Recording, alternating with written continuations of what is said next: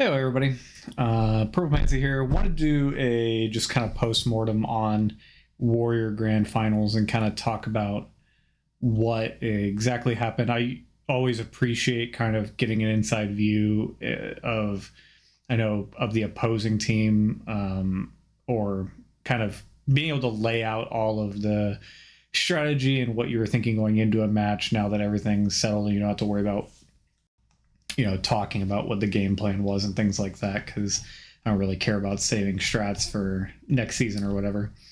Overall, I'll just preface this by saying that in a lot of seasons, this is our 9th season. We've been to playoffs in 8 seasons, and last season was a take it easy season for R&B, where I didn't play a single pub the entire season. We only showed up for match days, and it was kind of our casual season. And then this season was us kind of trying again, pubbing. We don't really scrim because Simon can't really scrim, but it was us kind of really trying hard. And a lot of times when we get eliminated in playoffs or whatever, I'm not really too disappointed because, I'm usually proud of where our team came from. This is kind of the first time that I was very disappointed after our elimination, because I felt like, I just felt like a lot of factors kind of went against us here, to the point where it's like, if you do everything right in the lead up, it doesn't matter, because that one night is what it comes down to. And that's kind of the nature of Dota, of grand finals in general. That's what makes it exciting. But kind of talk about what went wrong here for us. First game, this is the game more than any other game that I think was a complete and total outdraft. There's nothing else to say about it other than they drafted really well. I talk about all the time where I think when you're in a rematch situation, I think the team that loses always has the advantage coming into the rematch, as long as they're equally skilled. And it's because the winning team doesn't want to change anything, so they're very predictable, and the losing team gets to come at it with learned lessons and gets to address kind of what went wrong. So sometimes when that matchup happens again, one team is able to predict what the other does very well. I felt like that was the case here. So we faced, and I think the first time in the season when we faced PSGS, we had a very, very clear strategy, which was to shut down Magic Wizard, who, in my opinion, was the best player in the league when he was on PSGS. I think he was just straight up the best player in the entire league. And we focused on just making his lane absolutely abysmal. It's why the Undying is going to get banned by PSGS in every game, because that was kind of the tool we used to do that. And as long as we shut down their off lane, PSGS does this thing where they're very bad at team fighting, and they usually don't pick team fight. So they start split pushing, and as long as you deal with split pushing well, they kind of just crumble under the pressure, and they never fight to get back in the game. And I think at a certain point, you can only split push so long, and then unless you're like have a rat comp, you can only split push so long, and then eventually you have to take the fight that's going to get you back in the game. And they're just very bad at choosing that fight or getting to that fight or executing on that fight. So I felt we felt very strongly that if we just shut down the off lane, we'd be fine. So we did that in our first series.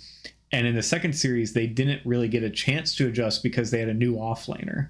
And I feel like if it was Frost in the first series, then they would have had a better time in the second series, because I think Frost also had to adjust. And this is why this Underlord came out. I would assume this is why this Underlord came out, is because it's this big tanky guy, doesn't really care about who's going to be in his lane. And the way they fixed the lanes was having this hero that can solo, banning Undying, banning Tree, and getting this Nature's Prophet that can move to the other lane and make our off lane a nightmare. I think we did not recognize the strategy in this during the draft, but they picked a universal comp You don't have to be great at setting up team fights if every single hero on your team can get to a team fight from anywhere on the map. So Natures can show up, Underlord can bring anybody, and Spectre can show up. So Spectre can be split pushing anywhere on the map and can still be there. And it was a major outdraft. This Viper pick was terrible. I mean, it's kind of something that dominates the lane, but it's not going to dominate. It didn't dominate the lane here. We even lost the lane, and I think it was just a huge mistake of a pick. I think the majority of the picks that heroes that I picked for myself were not good picks. I know everybody was kind of memeing in chat about Faceless Void and stuff like that. Faceless Void, it has to be in a perfect situation in order to pick that. But Terrorblade was one that should have been picked maybe even multiple times this series. Probably, I mean, once the tree came available, I picked that. I should have just been picking kind of more frontliney playmaking heroes. This Viper was not it, not very movable. But we just absolutely got crushed this game. And coming into the series, Orion kind of was only comfortable on two heroes, which was Lion and Hoodwink. And I'm gonna preface by saying I think everybody on my team has already heard this and will be okay with it. I'm gonna be flaming my own team at several points and flaming myself at different points. So I'm gonna preface that before I kind of go into that. I think this is probably Orion's worst series of the season. He even told us kind of the reasons for it. He was not feeling good going into this series, and that happens. You just have a bad night. But I think this series kind of put him on a bit of tilt because he didn't want to go back to this Lion. Kind of had a very rough time. Obviously, they lost this lane and then kind of lost the rest of the game as well. And he's kind of in a situation now where if he's not getting Hoodwink, he's kind of he's kind of playing heroes that he's not as comfortable on, even though he can play other heroes. It's just not a very good patch for him. But yeah, everything kind of went wrong this game, and I think everybody kind of played pretty poorly. I don't really think we could dwell much on this. I am going to talk about this Arcwarden Puck a bit later, but I want to wait till game 3 to talk about that. Game 2, this is... I know there's some discussion in chat about the decision-making that PSGS had in this match. With all respect to them, I think this is the largest throw I've seen from my own team in a match ever. And I think that this is like a clear outdraft, a clear, like, this is 100%. People are talking about this lane being bad, this Wyvern Drow into Mars. I don't know why anyone would think that. This Mars isn't going to do anything in the lane. This is one of the only lanes that me and Ness won in the entire series. This gyro carry into a Drow is crazy. That hero gets countered by Drow. I do agree. Well, I do agree with what Greco said about, like, you can still pick Meepo, and I've seen Island do it before. Just pick Meepo anyways into Wyvern. That doesn't change that it's still one of the hardest counters to the hero. And it's not just about him killing himself in Winter's Curse. It's the fact that Shards is available. I mean, Shards is just so massive. And then also once you get your Shard, and then the Winter's Curse is still a big deal, especially if you put it on someone else and Meepo's there. I just feel like that is still just kind of a terrible thing in general. However, the reason we were banning Meepo so much is that it's kind of a great island patch, and Meepo is one of the strongest heroes in Dota 2 right now, and it's just kind of unfortunate for us that it is that way, because normally I would be okay with letting the Meepo through. We're kind of comfortable playing against it, but I think the Mega Meepo, especially in this game, showed off like why that hero is so good, and Island played pretty well on it. But all that being said, this game should have been over. It should have been over, like, this team fight. There is the big moment where Death Prophet gets swapped. There was a couple of throws even before this, but Death Prophet gets swapped, and it was very distinctly said in comms, where I said, guys, we were in this exact same situation a couple series ago, and we got too close to their base. We are not pushing right now. We're waiting for Aegis. We just want to choke them. Do not touch a creep wave until it comes out to the stairs by jungle. Do not get near. And we have a problem. This is not really a flame. This is more of just talking about us as people. Both Orion and Cardog are like, sometimes it's just one of those things where if they're playing the game, sometimes they do not hear you. And Cardog really interpreted this situation as we were pushing, and he didn't hear that speech. The speech was like a minute beforehand, and everybody was on the same page that we were not pushing. And for some reason, he thought we were going to go high ground, and he said that he was under the distinct impression that we were going to back him up, when we had made very clear that we were not looking to back him up, and we were not standing there. We were just trying to keep waves pushed in and choke them out and wait for Roche. And that swap happened, and we lose 3 cores. I think that was devastating. We then lost a Roche fight. Orion had a bad misplay, and then we had a bad misplay on Simon. Simon, I definitely think, went the wrong build on Void Spirit here. I'll talk more about Simon in a moment. He'll get his chance to be flamed, I guess. I'm not actually trying to flame him. I'm just kind of talking about the realities of what happened. I do want to explain our bans real quick, and I'll go back to game 1 just for a sec. The Visage, I feel like that's a strong hero for them just because it's one of the only island heroes that has a pace and can push. And it turns on fast and everything. I don't know if we needed to ban this hero. It's kind of tricky. It's just one of those things that if you don't understand, you kind of ban it. I think it is kind of wrong that we focus so much on Island. Island has enough heroes that you can't eat up all the bans. And I don't know. I don't think he's the most impactful player on the team, so maybe you just give him the heroes. Chen, I don't. I think they've been saying like, oh, they're. I don't know why they I don't know if they actually were insinuating this, but Graybrush was kind of insinuating that they're like baiting out this ban, or they're like that everybody's getting debated and banning this. This hero is like very good. I know it says 47% win rate right there, but like the big thing is that it wins the lane, and I don't. And I've talked to Orion and Cardog about it, if they would be comfortable going against a Chen, and they both don't play against it. They've never played against it, and it's a lane dominator, and it's very good right now. And I'm not going to put them in a situation where they're just going to lose their lane to a Chen. So that was always going to be a ban. And then Meepo, because we recognize that it's one of the strongest heroes in Dota, we changed our draft because of game 1 to move to this Nature's Prophet because we needed to shut down the global presence. It's way too much of a menace. I will say the biggest adjustment that I think PSGS has done as players is I generally think, obviously, the current roster, Jamokin is like one of the best players in the league. He's definitely the best carry. Sorry, Ness. Ness did have a good series, I think. But I do think Jamokin is like the best player on his team by far. And I think Island and Frost have struggled.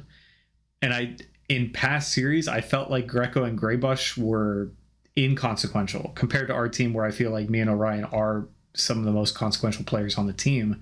I felt like Graybush and Greco were inconsequential. That was not the case in this series. I think Greco was an absolute menace, and both Graybush and Greco played a very good vision game where I haven't felt like their vision was very good in the previous games we played against them, and I did not really know where their vision was the entirety of the series, and they were playing very well around that stuff.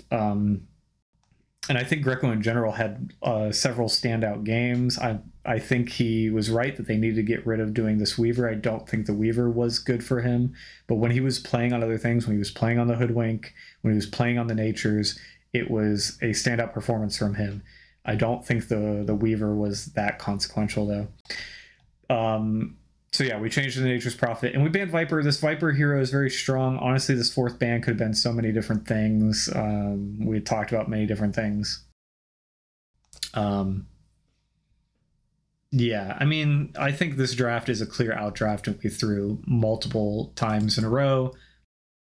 And in that last fight, Gyro had a Divine Rapier that we didn't actually call out, and we got kind of sidetracked by Meepo, and we just kind of like lost our base really quickly. And it's just, I just feel like this game was 100% a throw on the behalf of RMB. I will get to giving PSGS credit, but not in this game. I'm going to bash RMB. Game 3, I think this is an out. Well, I don't necessarily think this is a classical outdraft. I think this is PSGS falling into issues that they've had before with this not knowing how to take team fights, and also drafting like we pick the Tide, so we have like this team fight comp, and they pick like these split push types heroes like Arc Warden, and they've got Weavers has mobility. And I felt like Jamokin, this was his worst match in the series by far. He was coming to all these fights that didn't make sense, and he was dying unnecessarily 2, 5, and 4. They just took terrible fights, even though they won the laning phase. I think that's the big thing. They won this laning phase and still like ended up really like falling off super hard. And it looked like a throw, but I think it was more just like once we got to the stage of the game, like the problems with their team comp became apparent, and we could team fight very well. We were baiting Ness very hard in the top lane, farming and showing up. This Abaddon hero is broken. Probably should have picked it again in game 4. I was debating between that, Terrorblade, and whatever, but I mean, this hero is Menace, very good counter to Arc Warden. I'm going to talk about Simon now. I think at the end of the day, what you can look at for the series is preparation. I think it's totally fine to not play pub Dota in certain circumstances. I've done it before where I didn't pub last season and still felt like my performance was fine. I think it depends on the nature of what's going on. Simon was not really playing Dota a couple months ago, but we had figured out the patch. We all watched TI. I felt like we had last patch figured out down to a T. And it's not just about watching TI, it's about listening to what those analysts are saying and watching it develop. It kind of came up when we were talking about the Spirit Breaker thing, and I just found it kind of like, I think people like look at stats on Dota Buff and they look at stats on Dota Pro Tracker, and they don't like watch the games with intent, because things like Spirit Breaker, we so believed we had it figured out. We still banned it in like 70% of our games, but we still like knew how the hero worked because we had listened to what the analysts and the casters were saying. We had watched how teams like Gaming Gladiators dealt with it, and we had seen like how as a counter, Team Spirit like countered their counter essentially, and kind of what the name of the game was. And I just feel like we had that patch figured out, and Simon didn't need to play because he was on the same page because he understood the patch as well. 7.35 hits. Simon plays a total of 3 games on 7.35, not 7.35B, on 7.35. He played 3 games. In one of those games, or I think in 2 of those games, he was playing Leshrac. Actually, let's see. What was he playing? He played a support Disruptor, a support Mirana, and he played a core Leshrac. So his only mid game was on a core Leshrac, and his other last game was 2 months ago on Necrophos, who's not like, these heroes are not heroes. So all he has really is this puck that he's practiced on, and also the Void Spirit. And I think it showed really badly in the Void Spirit game. The pros are doing this Mage Slayer rush on Void Spirit. He wasn't aware of that. He also just didn't seem to understand matchups at all. I really depend on my mid to know what matchups are good, because I don't know mid matchups. And when this Arc Warden got drafted in game 1, I asked Simon what he wanted, and he said puck is fine, he'll play. And at the end of the day, Simon is the best mechanical player on Ruts and Bunnies. Orion is the best player right now, but if Simon played Dota and was grinding Dota and had near the amount of games that we have, I mean, look at his games, it's pretty relatively low. If Simon was playing as much Dota as people on PSGS were, he would be divine. But he's not playing Dota, and he's not taking Dota very seriously. And when and he thinks that he can outplay everyone in mid, and that might be true when he's playing Dota. But in this situation, he doesn't actually even know the matchup between Puck and Arc Warden. And after game 3, I kind of realized something was wrong. And I was like thinking about it, I'm like, is this just a really bad matchup? And it's kind of my fault for not knowing as well. But again, I don't focus on mid matchups. And I look it up, and I'm like looking at the matchup because we had a ton of downtime in between these series as well. I'm looking at the matchup. I'm like, Simon, this is one of Puck's worst matchups. This is literally like one of the it says Arc Warden. Hold on, let's go to Arc Warden. What's Arc Warden's win rate? Arc Warden has a 59% win rate against Puck. Like, this is a when Flux goes on Puck, there's nothing Puck can do. Like, Puck gets completely screwed by that ability. I mean, and Simon was kind of telling us like, oh, it's going to take a while for me to get warmed up. And he didn't even feel like he was there until game 3 or even game 4. And he, like, first game 1, he missed the first 3 waves of CS entirely. And I just think there is a level where, like, I think all of us on R&B were playing pubs and were practicing, but Simon wasn't. And I think that really showed the series, because I think Simon should be our best player. And the reality was that he was in a really unfortunate personal circumstance where he moved and then didn't have internet for 3 straight weeks because his internet provider was whatever. And then he was on vacation in Italy until literally match day. And we just had this huge delay from when he had played Dota to we had this huge break in between, and he just wasn't playing. And it's very unfortunate for him because he just couldn't dedicate the time to know what he was doing.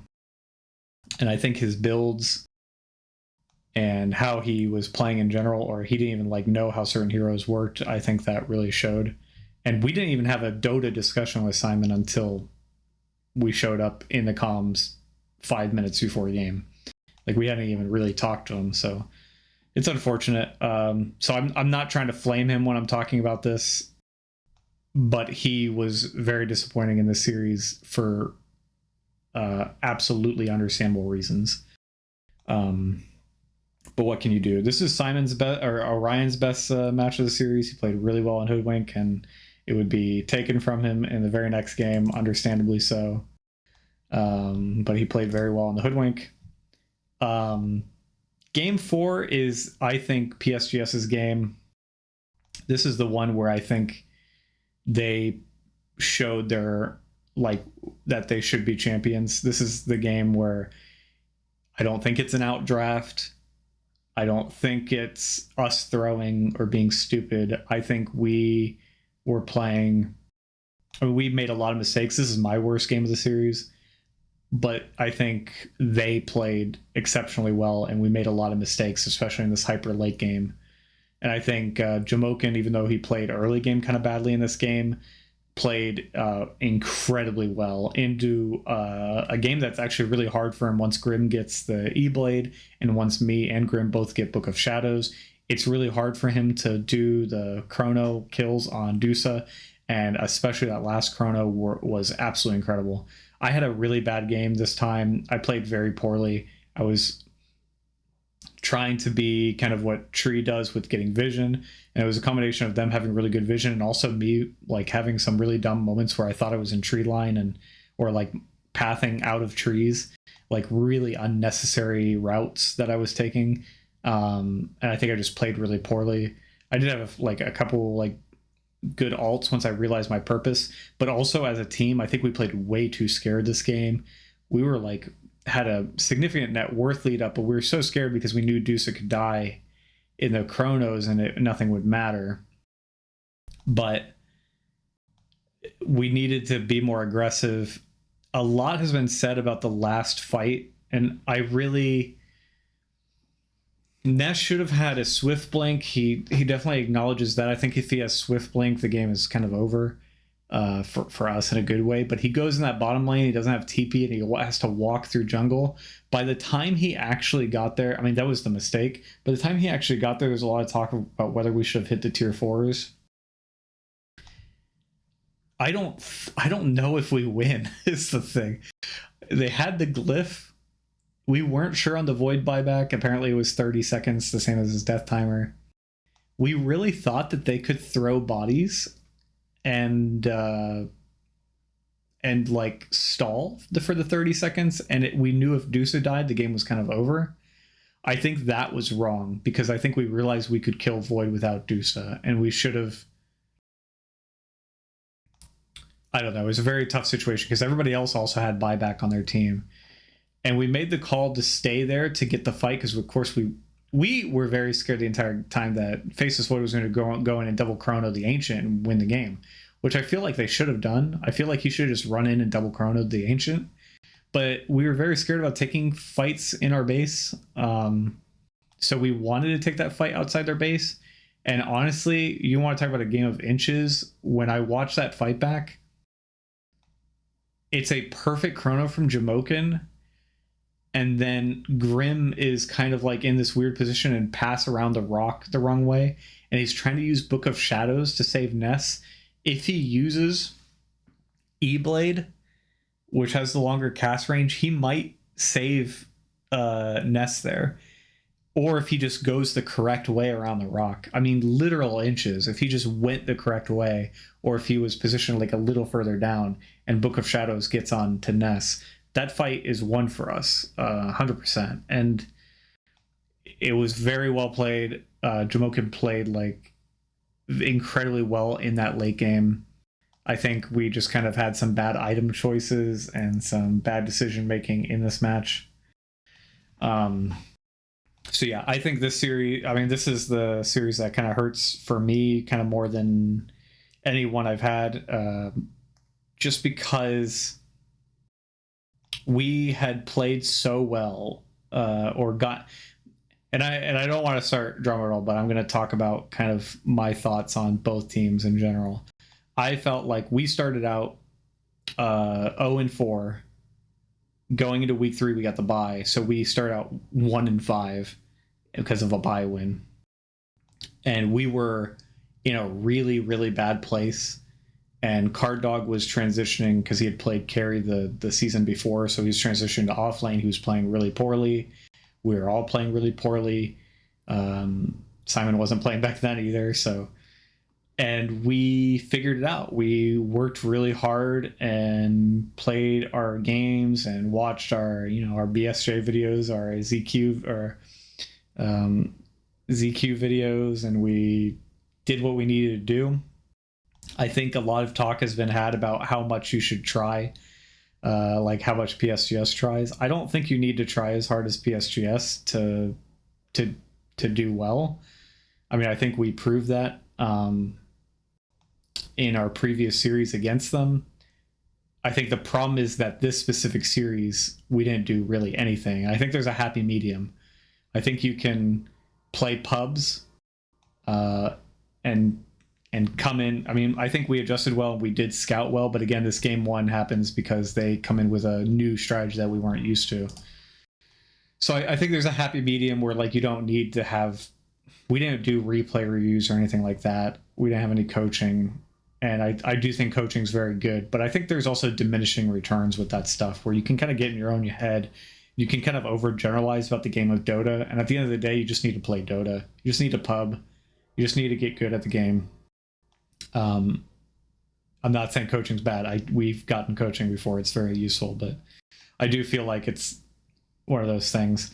This team outranked us by a significant margin. I think they're plus 11 on the calculator with 2 players over cap, and we could have signed up for, at the time of the series, we could have signed up for Warrior with a minus 2.5. So I'm proud that we were able to do that, but I also was kind of disappointed because I felt like we were a better team than we showed in the series, and we had shown in previous series. And I get my comments on PSGS in general. I think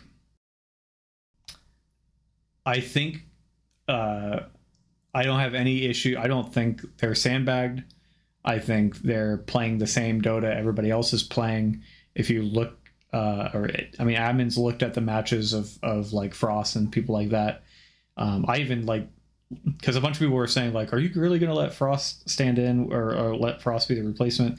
And I looked at those games and I'm like, I mean, dude, he's playing his ass off in these games. Like he's getting griefed at a lot of these games.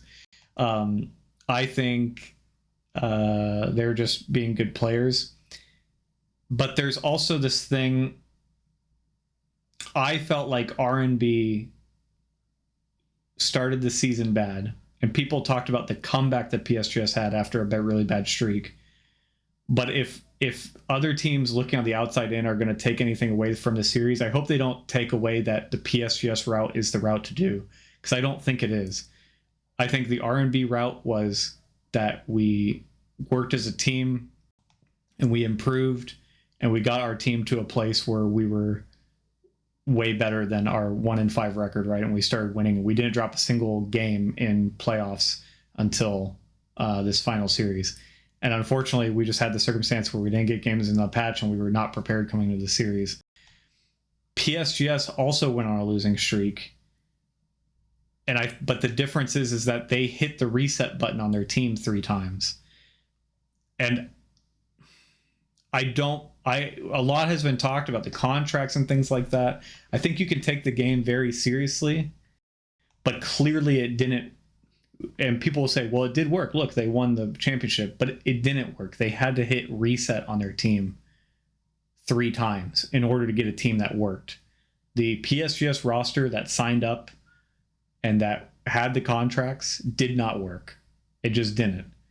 And they got I think they are very lucky that they lost the best player in the league in Magic Wizard and were able to get a very good player in Frost. And at the end of the day, I think Jamokin absolutely carried this team. And I think Greco played very well as well.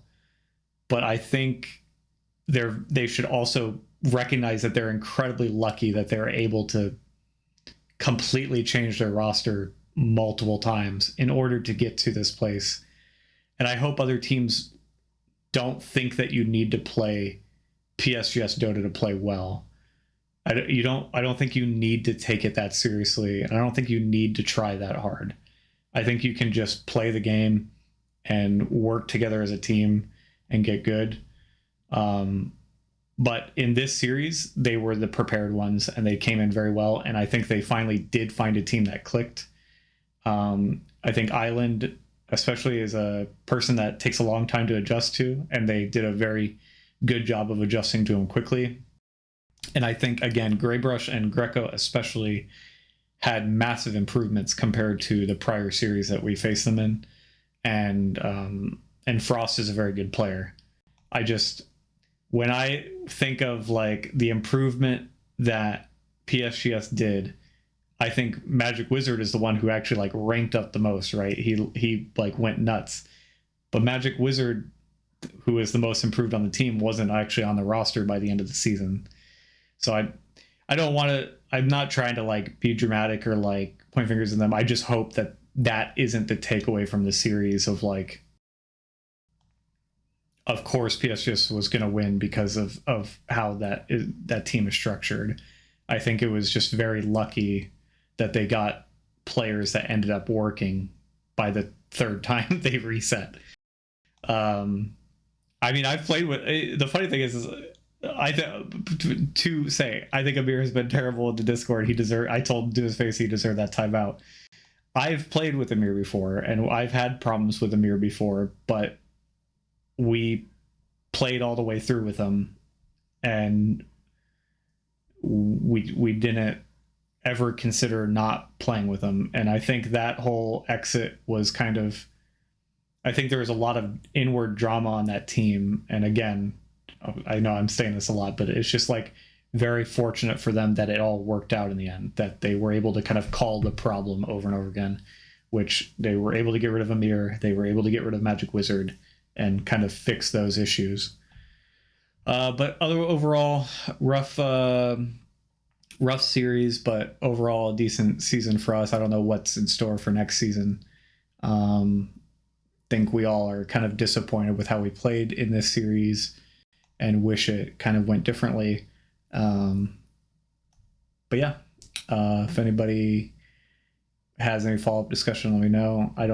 I like doing these post-mortems again because it's interesting to see from the other side. I mean, we kind of got to hear PSGS in their winners interview, but you guys didn't really get to hear from us. So I just kind of want to talk about it now that you can talk about strategy and stuff like that afterwards. But thanks, everybody. Have a good night.